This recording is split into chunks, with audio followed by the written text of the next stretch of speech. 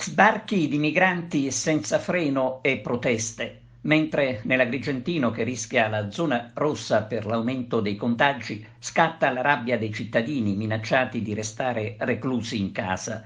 Cittadini che seguono con rabbia, appunto, le notizie che arrivano dal fronte migranti, persone che potrebbero essere positive al Covid, gente che riesce ancora a scappare dai centri di accoglienza dileguandosi nell'oscurità e rischiando di morire investite dalle auto.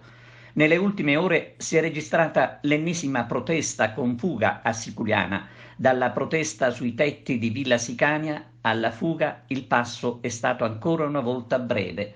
Sono scappati via 15 giovani. Una situazione intollerabile, il tutto mentre si chiede il rinvio a giudizio dell'ex ministro dell'Interno Matteo Salvini.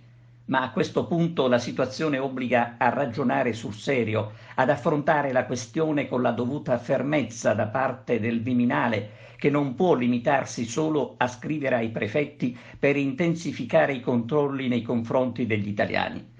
L'auspicio è che anche la Chiesa faccia sentire la propria voce, auspicando una politica che sappia finalmente garantire i diritti di tutti, accoglienza, ma anche sicurezza per i cittadini che hanno paura, come gli abitanti di Casteltermini, dove ci sono 22 migranti positivi in un centro di accoglienza e dove si attende l'esito per altri 40 tamponi.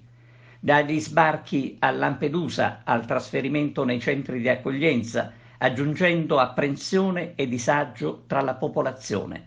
È così che si vive nell'Agrigentino, nel silenzio assoluto delle istituzioni.